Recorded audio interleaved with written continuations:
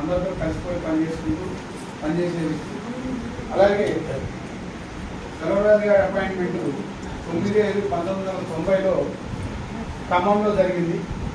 ఇందులో ఒక విశేషం ఏంటంటే గమనించాల్సింది, ఎక్కడైతే తన యొక్క ఉద్యోగ బాధ్యతలు తీసుకున్నాడో 30 సంవత్సరాలు చేసిన తర్వాత మళ్ళీ అదే ప్లేస్లో ఉద్యోగ విరమణ చేయడం కూడా అతని యొక్క అదృష్టమే, దేవుడు అతనికి కల్పించిన అవకాశం.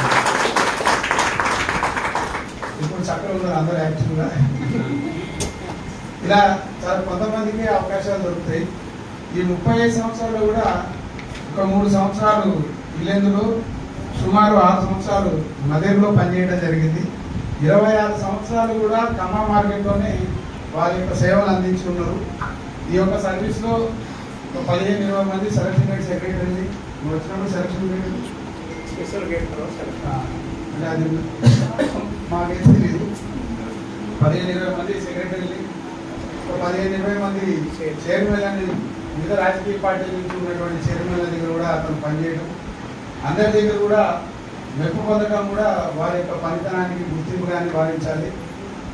అంతేకాకుండా ఇటువంటి పెద్ద రిలేటెడ్ మార్కెట్లో చేయడం అంటే సమయపాలన, పొద్దునే రావడం, చూసుకోవడం, వెళ్ళడం, ఇటువంటి పూర్తి బాధ్యతలు చేసినా కానీ వారి యొక్క పిల్లలు రామావ బిందు, అలాగే ఉపన సింధు, 2 ఆడపిల్లలు, వారిని ఒకరిని BA, ఒకరిని MSc చదివించడం జరిగింది. ఉద్యోగ బాధ్యత, కుటుంబ బాధ్యత కూడా అదే విధంగా ఆయన సక్సెస్ అయ్యారు. అంతేకాకుండా వారి యొక్క అబ్బాయి పుత్ర సంతానం ఒకళ్ళు, గంటెల చందు, మీరు MBA చదివించే వాళ్ళని కూడా ప్రస్తుతం అతను ICICI బ్యాంక్ నందు పనిచేస్తున్నారు. ఇంకా ఆనందించదగిన విషయం ఏంటంటే గత కొంతకాలం క్రితమే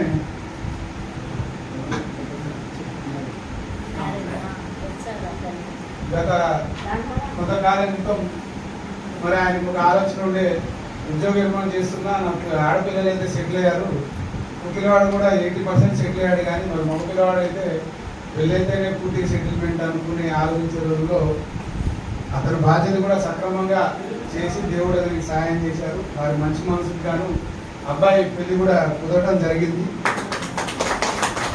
ఇది ఉద్యోగ విరమణ కంటే ముందే చేయాలని ఆలోచన చేసినప్పటికీ కూడా కొన్ని మంచి రోజులు అవి చూసుకొని ఒక 1-2 నెలలు లేట్ అయినట్టుంది. తర్వాత ఆషాఢం, అది పెళ్లి చేయగానే ఆషాఢం అని అబ్బాయి తెచ్చుకోకుండా ఉండాలని తెచ్చినట్టున్నారు. ఆగస్టులో ఎప్పుడో మధ్యలో చూసి ఉద్యోగ విరమణ చేసినప్పటికీ కూడా మా అందరినీ కూడా పిలుస్తాడు, పిలవాలని చెప్తున్నారు. వాళ్ళే అంటున్నారు అందరు రావాలని, ఖచ్చితంగా కోరుతాం.